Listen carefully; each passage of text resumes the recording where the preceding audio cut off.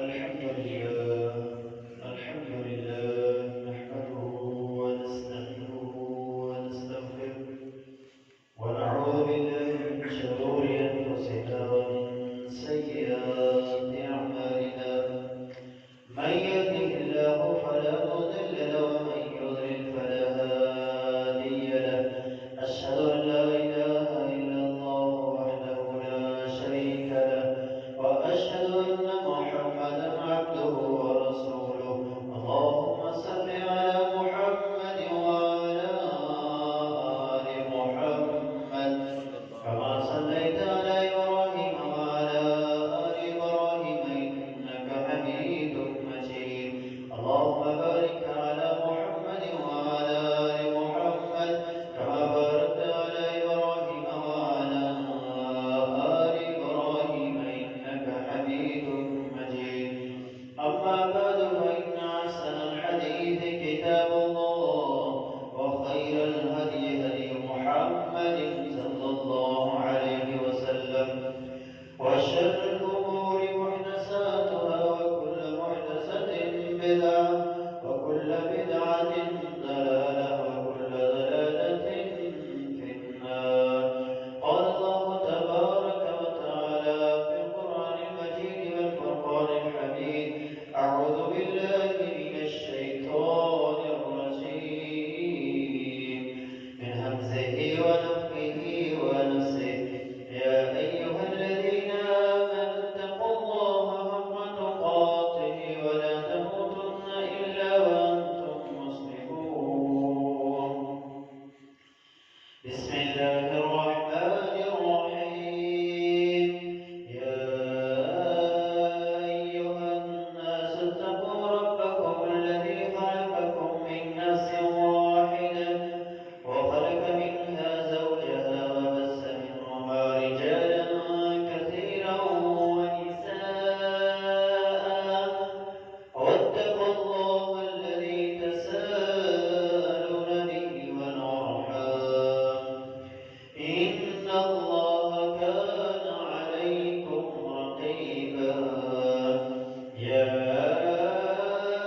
أيها الذين آمنوا اتقوا الله وقولوا قولا سديدا يصلح لكم أعمالكم ويغفر لكم ذنوبكم ومن يطع الله ورسوله فقد فاز فوزا عظيما قال الله تبارك وتعالى في مقام آخر ادعوا ربكم تضرعا وخفيا إنه لا يحب المعتدين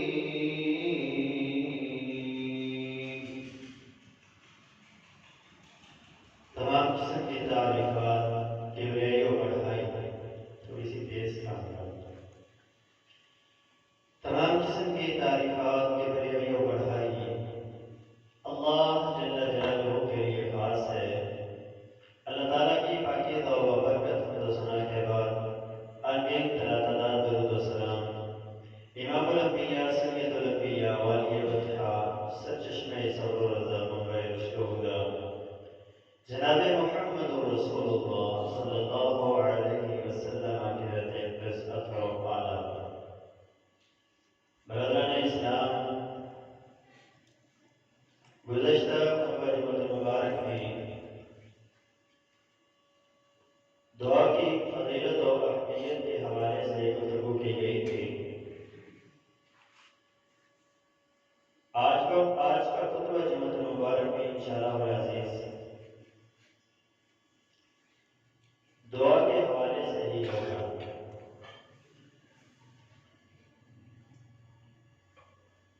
आज का हमारा मज़मून है दुआ एक अजीम इख्तियार है। रसूल मुकर्रम जनाब मुहम्मद रसूलुल्लाह सल्लल्लाहु अलैहि वसल्लम की हदीस है, मुस्तदरक अल-सहीहैन की ये रिवायत है।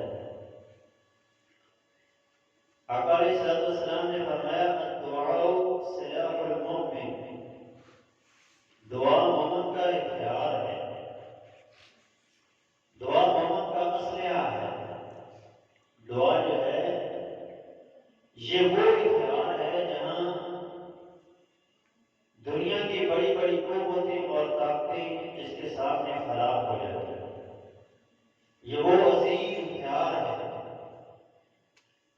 بندے کے پاس یہ ہو،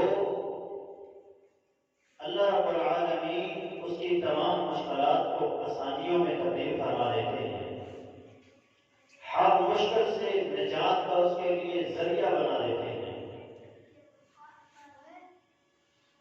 دعا عظیم اختیار ہے۔ سیدنا ابراہیم علیہ السلام کو جب آگ میں پھینکا جا رہا تھا تو اس وقت انہوں نے اپنے رب کے سامنے جن کلمات کے ساتھ رب کو پکارا، جو دعا کی، اللہ نے اس دعا کی برکت سے آگ کا کام چلانا ہے، لیکن اس آگ کو ٹھنڈا کر دیا۔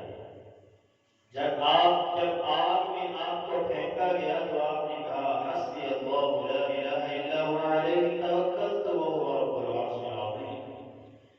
میں اپنے اللہ پر بھروسہ کرتا ہوں، اپنے خالق و مالک پہ بھروسہ کرتا ہوں، وہ اس آگ سے مجھے بچانے کے لیے ضرور کوئی نہ کوئی ذریعہ پیدا فرمائے۔ رب تعالیٰ نے پھر یہ نہیں کہا کہ جبریل تو جا آگ کو ٹھنڈا کر دے، بارش کو حکم نہیں دیا کہ تو جا کے برس دے۔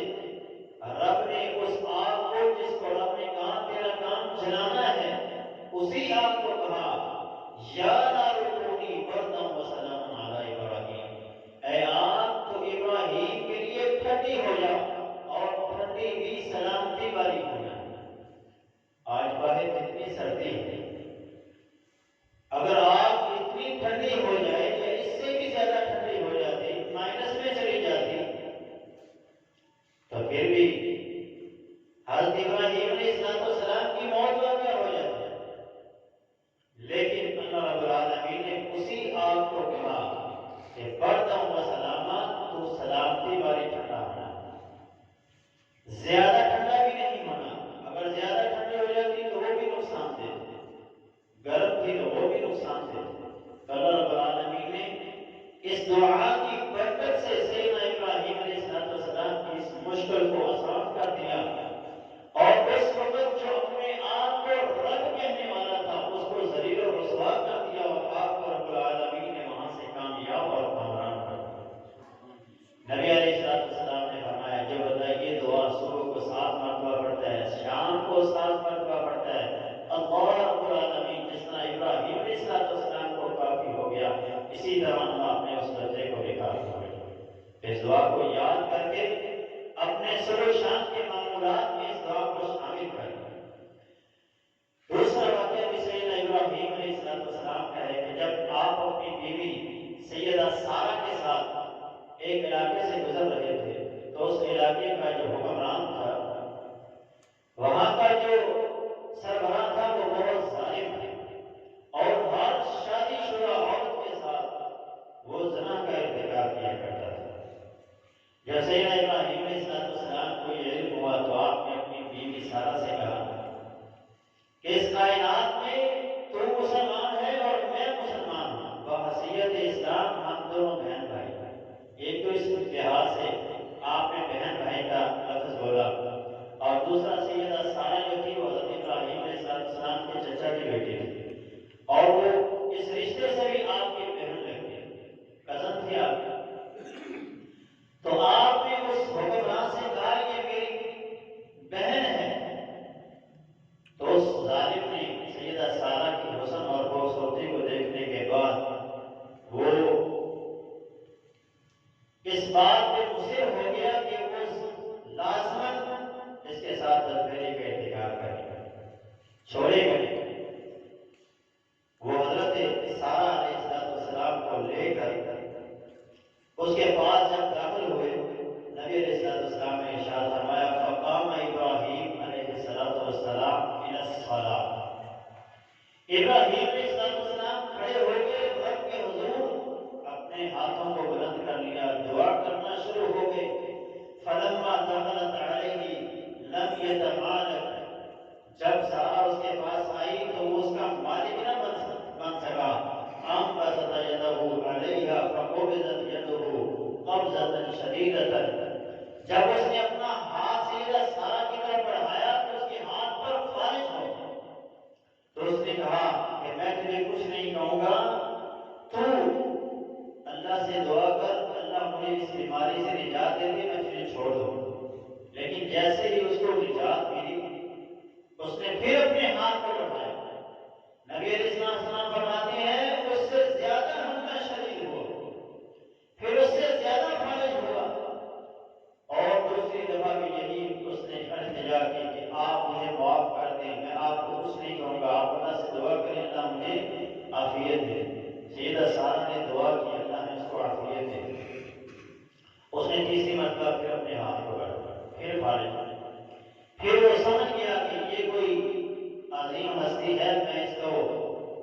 اپنی حوث کا نشانہ نہیں بنا سکتا، تو اس نے کہا آپ اللہ سے دعا کریں اللہ مجھے عافیت دے دے، میں آپ کو کچھ نہیں کہوں گا اور آپ کی خدمت کے لیے اپنی ایک خاتمہ بھی آپ کروں گا۔ کہ سیدہ سارہ نے دعا کی، اس کا وہ خواہش ختم ہو گئی۔ تو دعا وہ عظیم ہتھیار ہے کہ جس کے سامنے بڑی بڑی قوتیں اور طاقتیں فراغ ہو جاتی ہیں اور وہ انسان کا کچھ نہیں بگاڑ سکتی، کیونکہ اس وقت اس کے ساتھ جو قوت اور طاقت ہوتی ہے وہ اللہ رب العالمین کی طاقت اور قوت ہوتی ہے۔ اس لیے وہ سارے حکمران ہونے کے باوجود سیدہ سارہ کو نقصان نہ پہنچا سکا اور اپنی ایک خاتمہ جن کا نام سیدہ ہاجرہ رضی اللہ تعالیٰ عنہ ہے، وہ حضرت ابراہیم اور حضرت سارہ کی خدمت کے لیے اس نے وقف کی، اور بعد میں وہ بھی حضرت ابراہیم علیہ السلام کی بیوی بنی، اور ان میں سے آگے جو ہے سیدنا اسماعیل علیہ السلام پیدا ہوئے، اور ان میں سے پھر ہمارے نبی جناب محمد رسول اللہ صلی اللہ علیہ وسلم پیدا ہوئے۔ بہرحال دعا جو ہے یہ عظیم ہتھیار ہے۔ جب آپ کے پاس یہ ہے تو پھر آپ کو گھبرانے کی ضرورت نہیں ہے، آپ کو کسی سے ڈرنے کی ضرورت نہیں ہے، آپ کو کسی سے پریشان ہونے کی ضرورت نہیں ہے۔ ابن قیم الجوزی رحمۃ اللہ علیہ نے حسن بصری کے حوالے سے ایک واقعہ نقل کیا۔ ابن ابی دنیا نے اس واقعہ کو نقل کیا کہ ایک انصاری صحابی تجارتی سفر کے لیے ایک شہر سے دوسرے شہر پھر تیسرے شہر اس طرح مسافر کیا کرتے تھے۔ ایک دفعہ ایک راستے میں جنگل میں انہیں کسی لحظت سے آمنا سامنا ہو گیا، تو اس لحظت نے کہا کہ میں اب آپ کو قتل کروں گا۔ تو اس انصاری صحابی نے کہا کہ تم مجھے قتل نہ کر، مجھے 2 نفل ادا کر لینے دو۔ تو کہتے ہیں میں نے اپنے نوافل جو میں نے شروع کیے اور سجدوں میں جب میں گیا تو میں نے یا ربی کی صدائیں لگائی، یا مغیث اغثنی، اے رب العالمین جو تو مظلوموں کی مدد کرنے والا ہے میری مدد فرما۔ فرمایا میں نے جب یہ کلمات پڑھے اور میں اپنے نوافل سے بھی فارغ نہیں ہوا تھا کہ میں نے دیکھا کہ ایک بندہ جنگل کی ایک طرف سے آ رہا ہے اور آتے ہی اس آدمی کو اس ڈاکو کو قتل کر کے جانے لگتا ہے۔ تو میں اس سے کہتا ہوں تو کون ہے؟ اس نے فرمایا مجھے عرش والے رحمان نے بھیجا ہے۔ جب آپ نے پہلی دفعہ یا مغیث اغثنی یا ربی کی صدائیں لگائیں تو آسمان دنیا کے دروازوں کو کھول دیا گیا، اور جب دوسری بار آپ نے یہ کلمات کہے تو فرشتوں میں چمگوئیاں شروع ہو گئی، کون ہے جو اس کی مدد کے لیے پہنچے گا؟ تو میرے دل میں یہ خیال آیا کہ رب العالمین مجھے حکم دے اور اس آدمی کو میں ختم کروں، اس ظالم کا خاتمہ میں ہوں۔ ہمیں جب تم نے تیسری بار کہا تو مجھے رب العالمین کی طرف سے حکم ہوا اور میں یہاں پہنچ کر میں نے اس کا سفایا کیا۔ اسی طرح کا ایک واقعہ حافظ عباد ابن کثیر رحمۃ اللہ علیہ اپنے اساکر کے حوالے سے نقل کرتے ہیں کہ ایک آدمی جو دمشق میں تجارتی سامان لے کر آیا کرتا تھا، وہاں وہ تجارت کیا کرتا تھا، تو وہاں اس نے ایک ایسے آدمی سے بھیڑ کی جو لوگوں کو ایک شہر سے دوسرے شہر لے کر جایا کرتا تھا، گاڑ کیا لیا جو ان کی رہنمائی کیا کرتے راستوں میں۔ تو اس نے اس کے ساتھ اپنا سودا طے کر لیا کہ اتنے پیسے میں تجھے دوں گا تو مجھے یہاں سے اس شہر کی طرف لے کے جائے اور میرے سامان کو لے کر جائے۔ اس نے کہا یہ ٹھیک ہے۔ ہمارے جب ہم شہر سے نکلے تھوڑا ہی دور گئے کہ راستے دور ہو گئے، ایک راستہ جنگل کی طرف کا تھا اور دوسرا راستہ وہ عام شہر تھی جس سے لوگ گزرتے تھے۔ تو اس آدمی نے مجھے کہا جو میری رہنمائی کے لیے تھا، مجھے راستہ بتلانے کے لیے تھا کہ ہم کس راستے سے جائیں گے، یہ راستہ ہمیں ہماری منزل تک جلدی پہنچا دے گا۔ وہ آدمی اسے کہتا ہے کہ میں اس راستے سے نہیں جاؤں گا۔ نے کہا نہیں، یہ بڑا ایزی راستہ ہے اور ہم جلدی پہنچیں، آپ گھبرائیں۔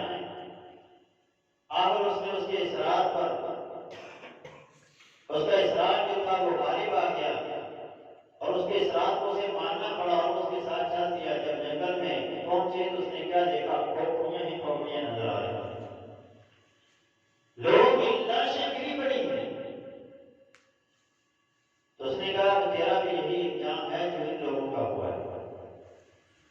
تو وہ آدمی کہتا ہے کہ میں نے اس کی بڑی منتیں سماجنے کی کہ بڑی مہربانی آپ کی مجھے چھوڑ دو، لیکن اس نے وہ نہ مانا.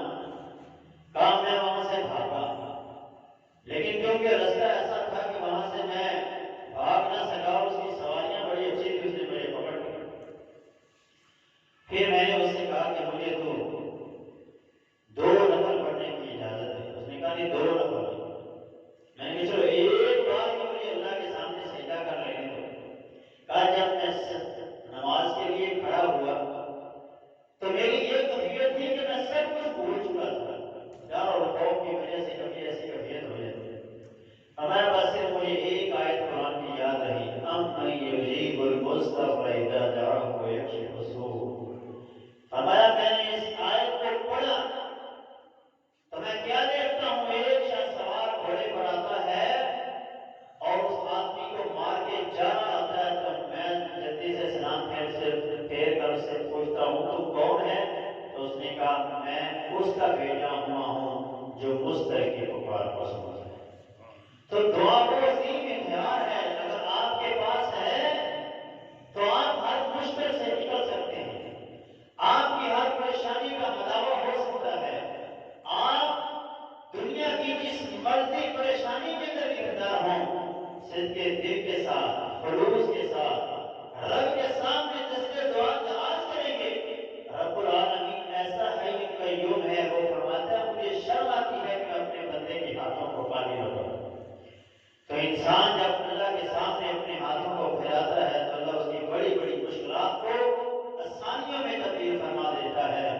سچ کہا ہے کسی نے، دعا میں یہ تاثیر دیکھی، بدلتے ہزاروں کی تقدیر دیکھی.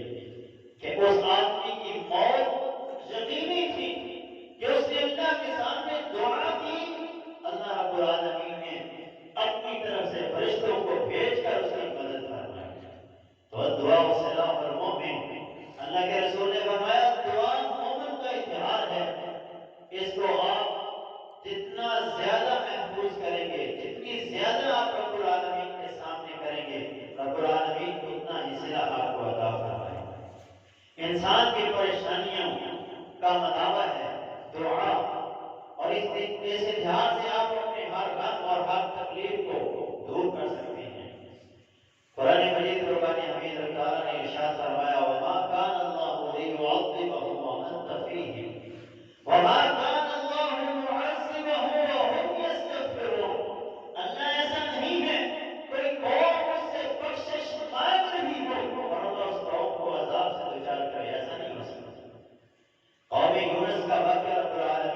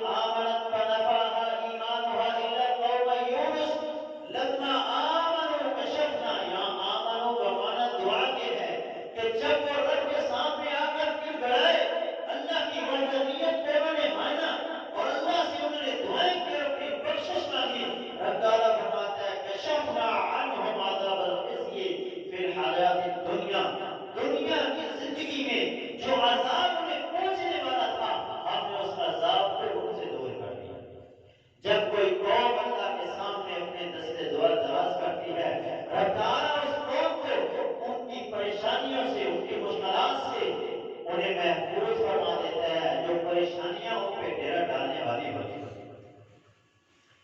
دعا وہ عظیم ہتھیار ہے جس سے آپ اپنی موجودہ پریشانیوں کو بھی ختم کر سکتے ہیں، اور یہ وہ عظیم ہتھیار ہے جس کو استعمال کر کے آپ آنے والی مشکلات سے بھی اپنے آپ کو محفوظ فرما سکتے ہیں۔ نبی علیہ السلام نے امت کو وہ دعائیں سکھائی، نبی علیہ السلام نے امت کو وہ دعائیں سکھائی ہیں کہ جن کے پڑھنے سے انسان آنے والے مشکل حالات سے اپنے آپ کو محفوظ کر لیتا ہے، آنے والی پریشانیوں سے اپنے آپ کو بچا سکتا ہے۔ آقا علیہ السلام نے ارشاد فرمایا، جو آدمی صبح کے وقت اور شام کے وقت اس دعا کو 3 مرتبہ پڑھ لیتا ہے، اللہ کی پیدا کی ہوئی تمام مخلوقات میں سے کوئی مخلوق بھی اس کو نقصان نہیں دے سکتی۔ وہ دعا کیا ہے؟ اعوذ بکلمات اللہ التامات من شر ما خلق۔ اس دعا کو اس بندے نے صبح کو پڑھا 3 بار، شام کو پڑھا 3 بار، اللہ رب العالمین اس کی برکت سے آنے والی ہر مشکل سے اور دنیا کے اندر جتنی مخلوقات ہیں ہر مخلوق کے شر سے اللہ اپنے اس بندے کو محفوظ کرتا ہے۔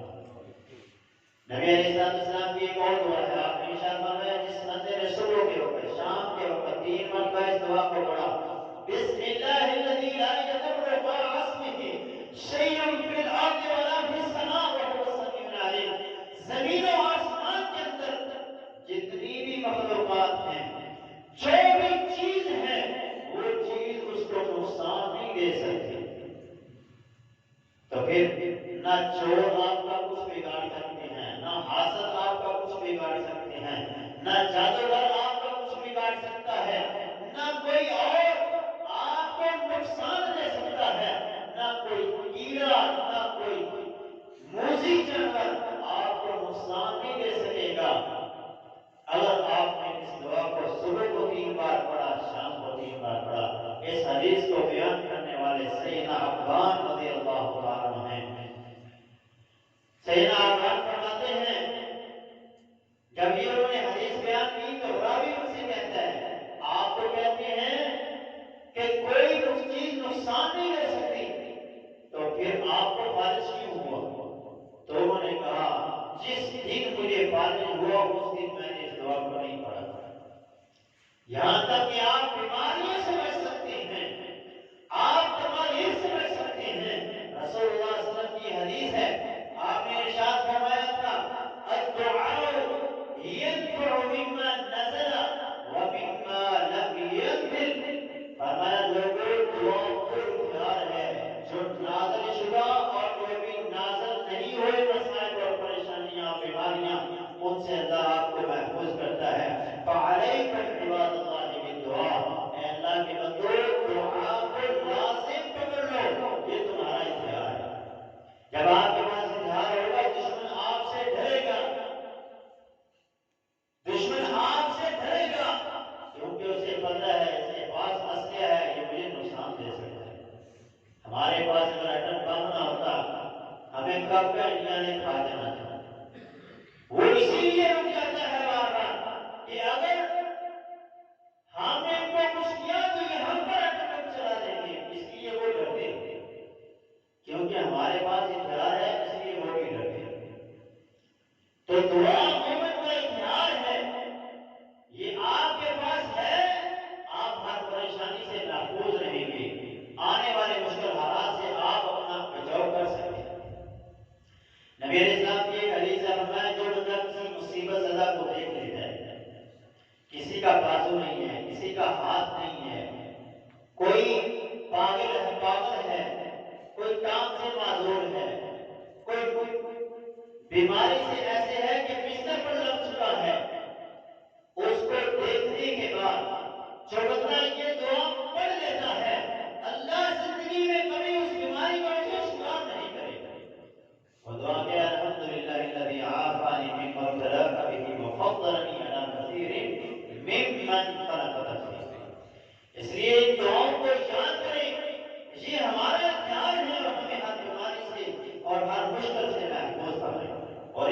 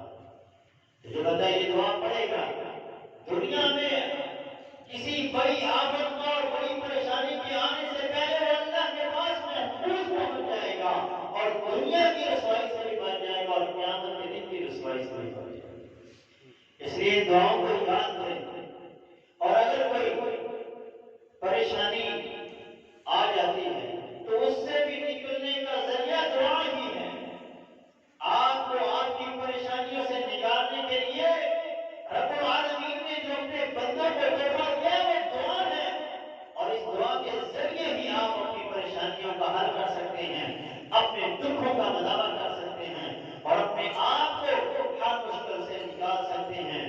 نبی علیہ السلام کی حدیث ہے، آپ نے ارشاد فرمایا من سرہ ان یستجیب لہ ان یستجیب اللہ لہ عند الشدائد والکرب، جو بندہ یہ بات پسند کرتا ہے کہ مشکل گھڑی کے اندر اس کی ہر دعا قبول ہو جائے، پریشانیوں میں اس کی ہر دعا قبول ہو جائے، اور یکثر الدعاء فی الرخاء، آپ نے فرمایا اس کو چاہیے کہ وہ فراوانی کے دور میں، خوشحالی کے دور میں کثرت کے ساتھ دعا کیا۔ لیکن ہماری حالت ایسی نہیں ہے۔ قرآن کہتا ہے اِذَا عَنَّا لِلْإِنسَانِ أَعْرَضَ عَنْ جَانِبِهِ، جب انسان کو اللہ فراوانی سے نوازتا ہے، انعامات سے نوازتا ہے، تو وہ رب سے منہ موڑ لیتا ہے، رب سے منہ موڑ لیتا ہے، رب سے دور ہو جاتا ہے۔ ایسا نہ کریں۔ اگر اللہ نے رزق دیا ہے، اگر اللہ نے صحت دی ہے، اگر اللہ نے فراغت دی ہے، تو اللہ کی عبادت کے اندر لگ جائیے۔ اگر اللہ نے آسانیوں سے نوازا ہے، وَإِلَىٰ رَبِّكَ فَارْغَب، جب آپ فارغ ہو جائیں اپنے رب کی عبادت کے اندر لگ جائیں، اللہ رب العالمین کی عبادت کے اندر مشغول ہو جائیں، آپ یہ کام کرتے جائیں، اللہ رب العالمین یہ رحمت ہوگی کہ اگر مشکل ہوگا تو آ بھی گیا، پہلی بات تو آئے گا نہیں، اور اگر آ بھی گیا تو اللہ تعالیٰ انسان کو اس مشکل گھڑی سے نکال کے آسانیوں کا دور اس پہ ضرور شروع کر دے۔ تو کثرت کے ساتھ دعا فراوانی کے اندر کرتے رہیں، اور اگر مشکل آ گئی تو آپ کی ہر دعا اللہ کے ہاں قبول ہوگی۔ نبی یونس علیہ السلام قوم سے ناراض ہو کے جب کشتی میں سوار ہوئے تو کشتی ہچکولے کھانا شروع ہو گئی، کوئی سمندری لہر آتی تو کشتی اس طرف کو جاتی، کبھی ادھر سے آتی تو ادھر کو جاتی۔ کشتی کے مالدار نے اندازہ لگایا اور اس نے کہا لگتا ہے آج کوئی غلام اپنے مالک کی اجازت کے بغیر میری کشتی میں سوار ہو گیا۔ وہ کون ہے؟ اب کوئی بھی نہ بولے۔ سیدنا یونس علیہ السلام کے وہم و گمان میں بھی نہیں تھا کہ معاملہ ایسا ہو سکتا ہے کہ میں اللہ کی اجازت اور مرضی کے بغیر نکل آیا۔ ان کے تو یہ ذہن میں بھی نہیں تھا۔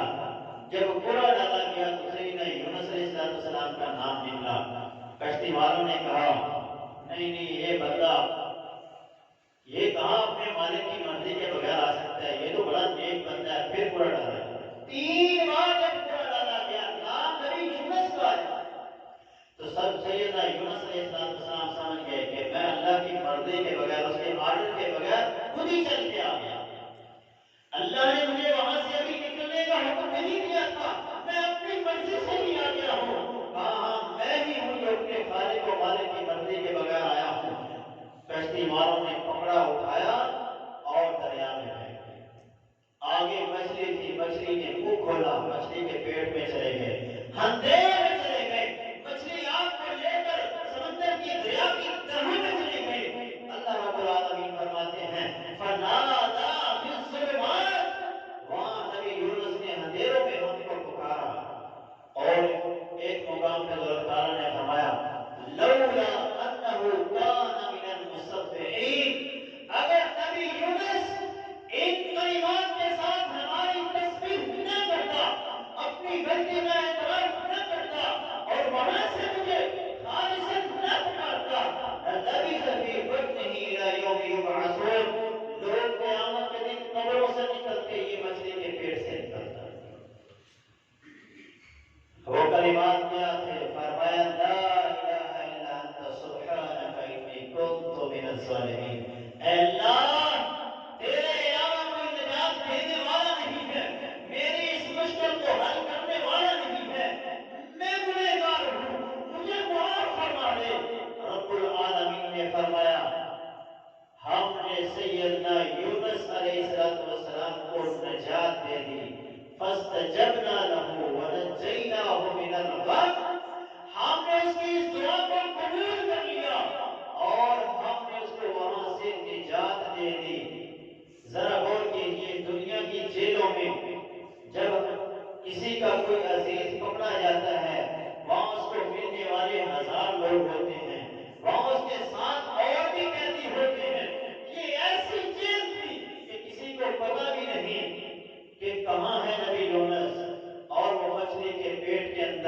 سمندروں کی تہوں میں پڑا ہوا ہے اور وہاں سے اس نے آواز لگائی تو اس مشکل گھڑی میں وہاں سے اس کی دعا کو قبول کر کے اسے نجات دینے والا اللہ ہے. اگر وہ دعا نہ کرتے تو وہیں پہ رہتے. وہاں سے انہوں نے دعا کی, اللہ نے نجات کا ذریعہ بنا دیا. مچھلی آئی, کنارے پر آئی اور آگ کو بدل دیا اور آپ کنارے پر آ گئے. آپ کے لیے پھر اللہ تعالیٰ نے کدو کا درخت پیدا کیا, پھر آپ کدو کھاتے رہے جس سے آپ کے جسم کے اوپر جو کھردرا پن تھا وہ ختم ہو گیا. تو نبی یونس نے دعا کی, اللہ نے مشکل حل کر دیا. اللہ فرماتا ہے وَكَذَلِكَ نُنْجِي الْمُؤْمِنِينَ, اسی طرح اگر کوئی مومن بھی ہمیں پکارے گا تو ہم اس کی پکار کو سنیں گے. اگر کوئی مومن بھی ہمارے سامنے دستے دعا دراز کرے گا تو ہم اس کی پکار کو بھی سنیں گے اور اسی کو اسی طرح نجات دیں گے جس طرح ہم نے نبی یونس کو نجات دی. آج لوگ کہتے ہیں ہماری سنتا نہیں, ان بابوں کی موڑتا نہیں. میرے مسلمان بھائیوں, اللہ رب العالمین دعا کو سننے والا ہے. آپ اللہ کے سامنے دعا کریں, اللہ آپ کی دعا کو سن کر آپ کی حاجت کو پورا بھی کرنے والا ہے. پچھلے جمعے میں نے بتایا تھا کہ دعا کس سے کی جائے, اس کے اندر کیا کیا خوبی اور کیا کیا مسائل ہونے چاہیے. تو اس میں ایک خوبی یہ بھی تھی کہ وہ دعا کو سننے والا ہو, سمجھنے والا ہو, اور جب اس سے دعا کی جائے تو دینے پر قادر اور مطلب بھی ہونا چاہیے. تو اللہ رب العالمین کے علاوہ کائنات میں کوئی ایسی ہستی نہیں ہے جو آپ کو آپ کی مشکلات سے نجات دے دے, آپ کی پریشانیوں کو ختم کر دے اور آپ کی ہر حاجت کو پورا کر دے. اگر ایسی کوئی ذات ہے تو اسے رب العالمین کی ذات ہے. حال ہی میں ایک واقعہ ہوا, ضیاء حدیث رسالہ ہے, اس میں یہ واقعہ چھپا ہے. 31/7/2022 کو یہ واقعہ اس رسالے میں چھپا ہے. اس واقعہ کے راوی محمد الصابی مصر کے عظیم مبلغ ہیں. وہ فرماتے ہیں میں اسکندریہ میں تھا تو میں نے قاہرہ کا سفر کرنا تھا. قاہرہ سے میں نے کسی دوسرے شہر جانا تھا تو میں نے قاہرہ میں جو ایئرپورٹ کے قریب مسجد تھی, اس مسجد کا جو امام تھا وہ میرا بڑا اچھا دوست تھا. تو میں نے اسے کہا کہ میں رات کے وقت پہنچوں گا تو آپ میرا بستر جو ہے وہ مسجد میں لگا دیں. انہوں نے بڑا اصرار کیا کہ آپ میرے گھر میں آئیں, کھانا کھائیں. میں نے ان سے کہا کہ میری فلائٹ ہے تو میں رات مسجد میں گزاروں گا, فجر کی نماز ادا کر کے وہاں سے چلا جاؤں گا. اگر میں رات کے وقت آپ کے پاس آتا ہوں تو آپ کو بھی دقت ہوگی, پریشانی ہوگی, اس لیے میں مسجد میں ہی ٹھہروں گا. تو انہوں نے کہا ٹھیک ہے. انہوں نے میرا پاس مسجد میں ایک جگہ پہ بستر لگوا دیا. تو میں کہتے ہیں رات کے 3 بجے جب قاہرہ پہنچا تو میں مسجد میں گیا تو میں نے مسجد کی لائٹیں جو تھی وہ بند تھی. میں مسجد میں داخل ہوا, لائٹ آن کی, میں نے دیکھا ایک بندہ دعا کر رہا ہے. تو میں کہتے ہیں میں نے وضو کیا, میں نے نفل ادا کیا, تو پھر میں نے اپنے بستر کی طرف جانے لگا تو اس بندے کی آہ بکا اور رونے کی آوازیں, وہ اس قدر گر گڑا کے اللہ سے دعا کر رہا تھا کہ مجھ سے رہا نہ گیا. میں اس کے پاس چلا گیا اور میں اس کے پاس جا کر بیٹھ گیا اور میں نے اس سے کہا کہ اللہ کے بندے تجھے کیا پریشانی ہے, اتنا گر گڑا کے اللہ تیری دعا کو ضرور قبول کرے گا, بتا تجھے پریشانی کیا ہے, ہو سکتا ہو میں تیری پریشانی میں تیری کوئی مدد کر سکوں. تو اس نے کہا جس نے میری پریشانی کو حل کرنا ہے اس سے میں نے مانگ لیا ہے اور اس سے میں مانگ رہا ہوں, آپ کے پاس کی بات نہیں, آپ جائیں. پتہ نہیں میں نے پھر اصرار کیا, اس نے مجھے بتایا کہ صبح میری بیوی کا آپریشن ہے اور اس کے ہاں ولادت ہے اور اس آپریشن کے لیے 1,54,000 مصری پاؤنڈ کی ضرورت ہے. اگر نہ دیے تو میری بیوی مار جائے گی اور وہ آپریشن نہیں کرے گی. اور میرے پاس اس وقت کچھ نہیں ہے کہ میں جو اس لیے میں اللہ کے سامنے آ گیا اور اللہ کے سامنے گڑگڑا رہا ہوں، رو رہا ہوں کہ اللہ میری حاجت کو پورا کر۔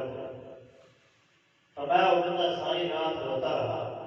میں چلا گیا، میں اپنے بستر پر گیا، سو گیا۔ صبح ہوئی، جو وہاں کے امام صاحب تھے انہوں نے اسپیکر میں اعلان کر دیا کہ آج فجر کی نماز جو ہے محمد الصابی جو ہے وہ پڑھائیں۔ اس محلے میں کہتے ہیں ایک آدمی تھا جو کبھی بھی مسجد میں نہیں ہے، وہ شیخ صاحب کا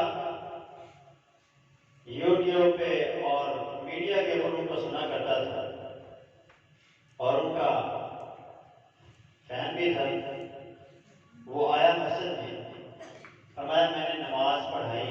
جب نماز پڑھانے کے بعد میں نے سلام پھیرا، میں نے منہ لوگوں کی طرف کیا، تو تیسری صف سے بندہ اٹھا اور میرے پاس آیا، اس نے سلام لیا، بڑا خوش ہوا اور پھر اس نے مجھے کہا کہ میں نے ایک کام شروع کیا جس میں مجھے کافی پرافٹ ہوا، اور اس پرافٹ کی جو زکوٰۃ ہے وہ تقریباً 1,54,000 اور وہ میں آپ کو دینے کے لیے لایا ہوں، آپ اس کو جہاں مناسب سمجھے وہاں پہ خرچ کریں۔ اس کا یہ کہنا تھا کہ محمد الصابی کہتے ہیں میری آنکھوں سے آنسو بہنا شروع ہو اور مجھ سے میرا رونا کنٹرول نہ ہوا۔ تو اس آدمی نے کہا شیخ صاحب کیا بات ہے، آپ کیوں رو رہے ہیں؟ میں نے کہا کہ چپ رہو، بتاتا ہوں۔ پھر میں نے ادھر ادھر دیکھا مسجد میں، وہ بندہ مجھے نظر آیا، میں نے کہا اس آدمی کو بلا کے لاؤ، وہ اس کو بلا کے لایا۔ تو میں نے کہا یہ 1,54,000 روپے اس کو دے، اور میں نے کہا دیکھو اللہ نے تمہاری حاجت کو پورا کر دیا، تمہاری دعا کو قبول کر لیا، تم نے 1,54,000 رب سے مانگے، رب نے اتنے ہی تجھے دیے۔ وہ آدمی اس قدر سے اپنی دعا پہ ابھی تک یقین بھی نہیں آ رہا تھا کہ اتنی جلدی قبول ہوگی۔ کہا اس نے اس تاجر کو اور مجھے پیچھے کیا اور وہ سجدے میں گر گیا، اور پھر سجدے میں اس نے کہا یا رب احبک، یا رب احبک، اے میرے رب میں تجھ سے بڑی محبت کرتا ہوں، اے میرے رب میں تجھ سے بڑی محبت کرتا ہوں۔ میرے بھائیوں، طریقہ یہ ہے آپ رب سے مانگے، پورے یقین سے مانگے، اس انداز میں مانگے کہ رب آپ کی دعا کو کبھی رد بھی نہیں کرے گا، پورے یقین سے مانگے۔ اس نے پورے یقین کامل سے مانگا، اس کو پتا تھا اگر مجھے یہ پیسے نہ ملے میری بیوی مر جائے گی، یہ کیا فکر جب آپ کے اندر پیدا ہو جائے گی۔ قرآن کیا کہتا ہے اَمَّن يُجِيبُ الْمُضْطَرَّ إِذَا دَعَاهُ، اللہ مضطر کی دعا کو قبول کرتا ہے، اور مضطر کسے کہا جاتا ہے؟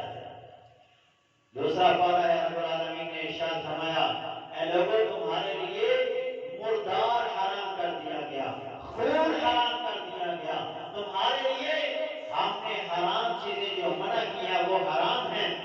فمن استوعب، اگر وہ بندہ جو مجبور، جو مضطر ہے، جسے پتا ہے اگر میں نے نہ کھایا تو میں مر جاؤں گا، اس کے لیے یہ حرام کھانا بھی جائز ہے۔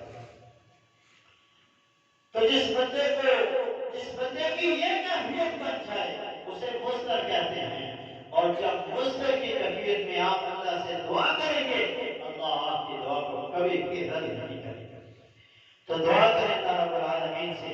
دعا وہ عظیم ہتھیار ہے جو آپ کی مشکلات میں آپ کے لیے کام آنے والی چیز ہے۔ نبی علیہ السلام نے بنی اسرائیل کا ایک واقعہ بیان فرمایا۔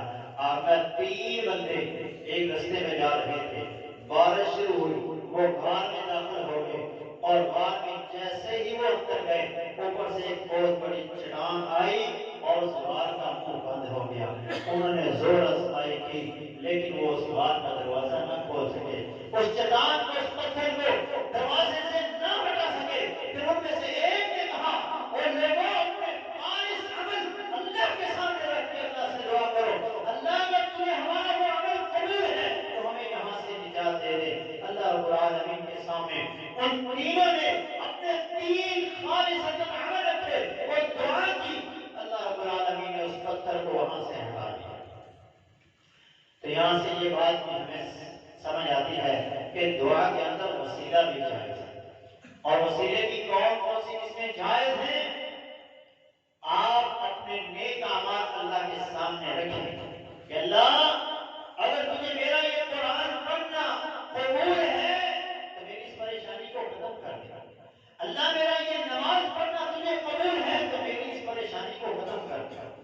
جس طرح آپ اپنی کوئی نیکی جس پر آپ کو یقین ہے کہ یہ نیکی خالص میں نے اللہ کی رضا کے لیے کی ہے، اس میں دنیا والوں کے لیے کوئی حصہ نہیں ہے، تو وہ عمل جب آپ اللہ کے سامنے رکھیں گے، اللہ آپ کی دعا کو قبول فرمائے گا اور آپ کی پریشانی کو ختم فرما دے گا۔ نیک اعمال کا وسیلہ جائز ہے۔ اسی طرح آپ کسی نیک آدمی سے دعا کروا سکتے ہیں، آپ اپنے عالم سے دعا کروا سکتے ہیں، والدین سے دعا کروا سکتے ہیں، کوئی نیک آدمی آپ کو ملتا ہے اس سے دعا کروا سکتے ہیں، اس کو کہیں آپ میرے لیے دعا کریں، اللہ تعالیٰ میری پریشانیوں کو ختم فرما دے، اللہ میرے لیے آسانیاں پیدا فرما دے۔ جو دعا بھی آپ کروانا چاہتے ہیں کسی زندہ انسان سے آپ دعا کروا سکتے ہیں۔ اسی طرح اللہ تعالیٰ کے پیارے پیارے ناموں کا وسیلہ، جس طرح حضرت یونس علیہ السلام نے فرمایا لا الہ الا انت سبحانک، اس طرح حضرت ابراہیم علیہ السلام نے فرمایا حسبی اللہ، سیدنا ایوب علیہ السلام نے کہا رب انی مسنی الضر، اللہ کے یہ نام ہیں، ان ناموں کا وسیلہ اللہ کو دیں، اللہ تو رحمان ہے، مجھ پہ رحم فرما، تو رزاق ہے، میرے لیے رزق کے دروازے کھول دے، تو فتاح ہے، میری تمام مشکلات کو کھول دے اور ان کو ختم فرما دے، اور میرے لیے آسانیوں اور رحمتوں اور برکتوں کے دروازے کھول دے، تمام پریشانیوں کو ختم فرما دے۔ اس طرح اللہ کے نام اور جو آپ کو حاجت ہے اس طرح کا نام آپ اللہ کے سامنے رکھ کے اللہ رب العالمین سے مانگ سکتے ہیں۔ کسی مردہ سے، کسی مردہ کے وسیلے سے، کسی فوشدہ کے وسیلے سے دعا کرنا جائز نہیں ہے۔ تو یہ دعا بہت بڑا اختیار ہے جس کے ساتھ آپ ہر قوت کا مقابلہ کر سکتے ہیں، ہر پریشانی کا آپ مقابلہ کر سکتے ہیں۔ جب آپ دعا کریں گے اللہ آپ کی تمام پریشانیوں کو ختم فرمائے گا۔ تو اللہ رب العالمین سے دعا ہے کہ اللہ ہمیں ہمیشہ اپنی ذات کا مانگت رکھے اور اپنے سامنے ہی دست دعا دراز کرنے کی توفیق عطا فرماتا رہے، ہمیشہ اپنی ذات سے ہی مانگنے کی توفیق عطا فرماتا رہے، اور اللہ ہمیشہ ہماری جھولیوں کو بھرتا رہے، کبھی اللہ ہمیں خالی ہاتھ نہ لوٹائے، اللہ ہماری دنیا کو بھی بہتر بنائے، ہماری آخرت کو بھی بہتر بنائے۔ اقول قولی ھذا